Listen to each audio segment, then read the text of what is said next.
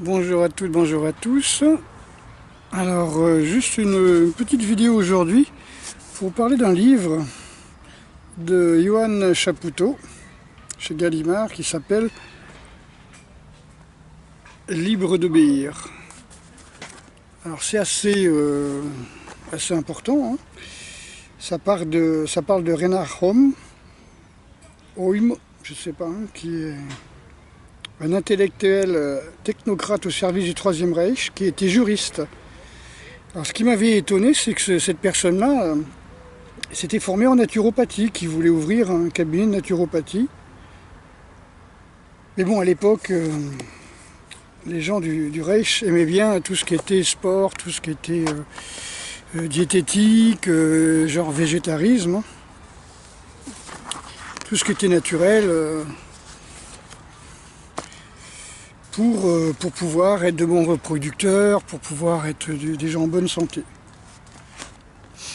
Et là, je vais vous parler un petit peu, vous allez voir, ça va vous parler un petit peu par rapport à l'époque actuelle.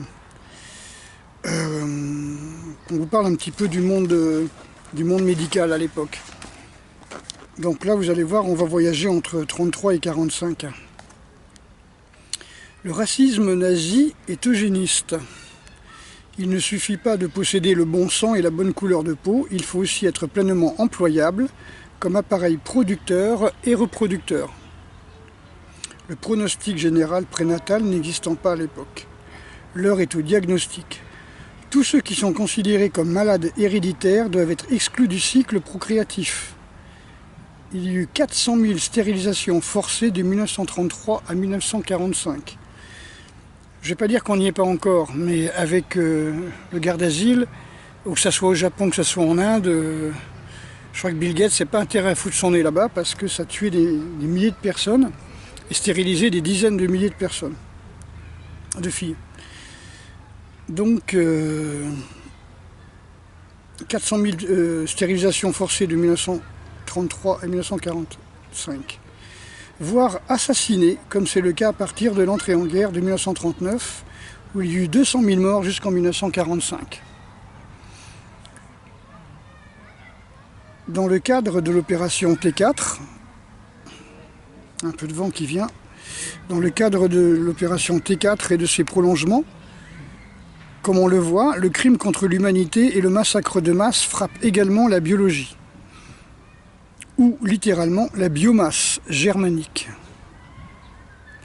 Quand celle-ci est considérée comme insatisfaisante ou défaillante, les êtres non performants, non productifs, non rentables sont des êtres indignes de vivre, de simples enveloppes corporelles humanoïdes vides, qui doivent être exclus du patrimoine génétique allemand.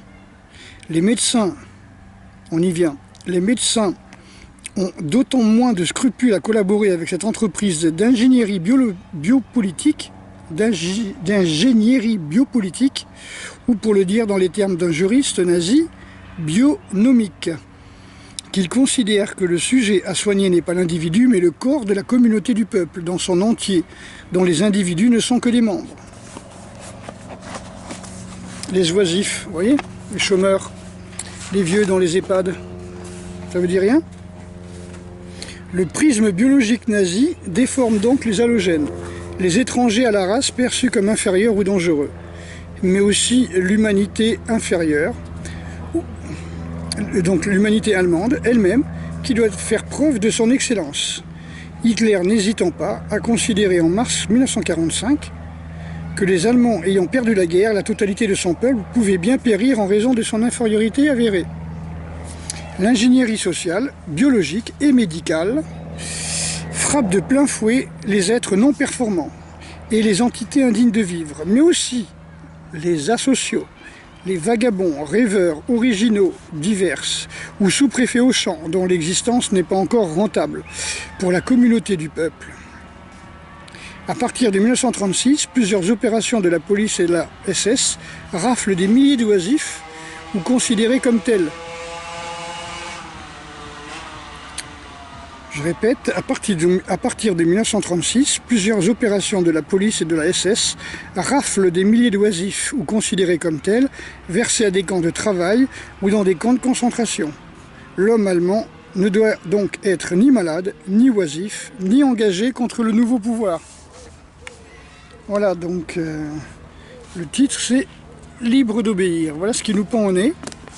Ça peut vous paraître excessif, mais quand on aura mis la retraite à, je sais pas moi, 70 ans, quand on aura fini le chômage, ou mis tout le monde au chômage, hein, tout le monde avec un revenu, hein, ça risque de tomber dans ce style-là. Les oisifs seront considérés comme des sous-humains. Genre, tu refuses d'être testé et vacciné, hop, tu restes à la maison, tu es un oisif, tu as à peine le droit de t'alimenter, hein, tu n'as pas la marque de la bête. Voilà, donc je sais pas, regardez encore une fois cette vidéo, réfléchissez-y, hein, essayez de comprendre le sens des mots, ça c'est un témoignage historique, essayez de voir un petit peu le rapport, ces médecins de la mort, hein, c'est de camp nazi, hein, ben voilà, j'ai l'impression que quand vous voyez des gens qui vous disent le masque est inutile en plein confinement et après le masque est obligatoire partout en ville, en pleine chaleur, alors que la canicule va tuer 100 personnes par jour, le tabac va tuer 200 personnes par jour, un peu plus, 206, l'alcool une bonne cinquantaine de personnes par jour, et on vous dit le Covid tue 10 personnes en ce moment. Enfin, faut être sûr que ça soit le Covid. Voilà. Donc on nous montre toujours des courbes de tests qui montent, des courbes de personnes qui se retrouvent à l'hôpital. Bah, c'est normal. Plus on va tester, plus on va trouver des positifs. Maintenant, les positifs sont asymptomatiques. Qu'on leur foute la paix. Hein. Et puis voilà quoi. Donc, qu'est-ce que ça va donner? Qu'est-ce que va être la rentrée pour les associations, pour les commerçants? Voilà, j'ai pas la boule de cristal, comme disent beaucoup. Et voilà, faut se préparer au pire, de toute façon. Voilà, faut se préparer au pire. Malheureusement, c'est trop tard pour vite acheter une maison et commencer à planter du grain. Là. C'est un petit peu trop tard. Il fallait y penser il y a 4-5 ans. Ok, donc là je vous fais bise, hein, je suis un petit peu fatigué là. Ça fait 2 jours que j'arrête pas de bâiller, parce que c'est vrai que je me suis entraîné samedi. Je me suis entraîné jour de repos, là, j'ai repris les kettlebells. Je pense que ce soir, dans la soirée, je me ferai aussi un petit programme de kettlebell. Et puis après, je vais commencer à ramener le matériel à la maison de façon à pouvoir préparer la rentrée scolaire, la rentrée associative, le forum des associations. Et puis voilà, donc j'ai discuté avec pas mal de sportifs, hein, de présidents d'associations. Ils sont pas chauds, hein.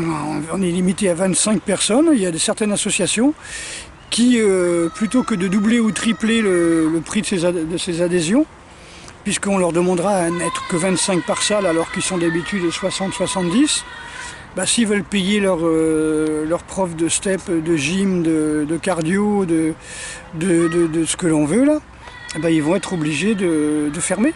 Carrément, ils vont même pas reprendre.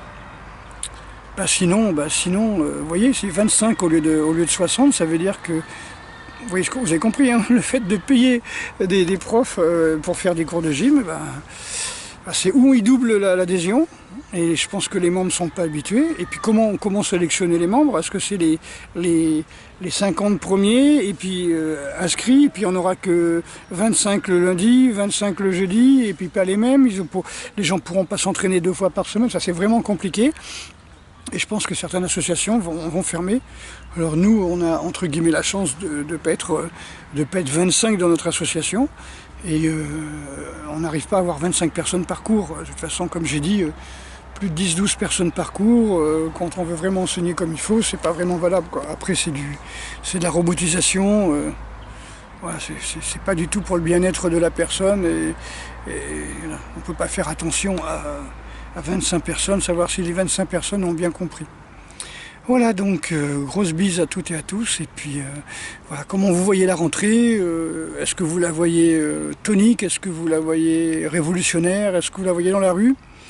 Là, il parle de mettre toute la ville en masque, et de toutes les villes de France en masque, entièrement, du matin au soir. Donc la nuit, je sais pas, mais enfin en tout cas toute la journée.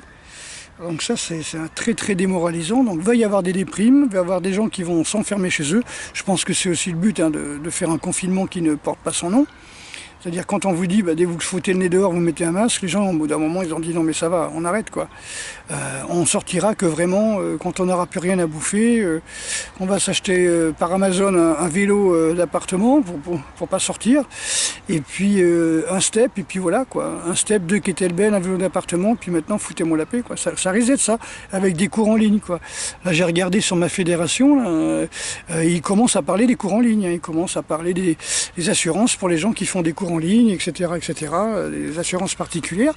Donc ça veut dire que c'est tout à fait rentré maintenant dans les normes que les gens font des cours de sport en ligne, quoi.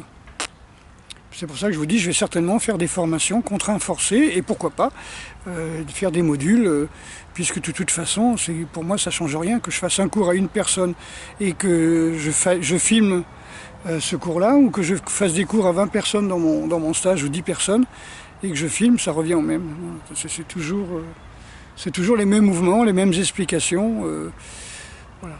Ok, donc cette fois-ci, je vous fais un gros bisou.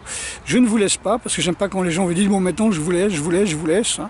Donc ça vous remet dans la peur de l'abandon, hein, que les bébés ont, hein, l'injustice, l'abandon. Donc on va pas jouer avec ça. Et je vous dis à très bientôt. Je reviens, et puis j'espère que j'aurai des bonnes nouvelles. Gros bisous!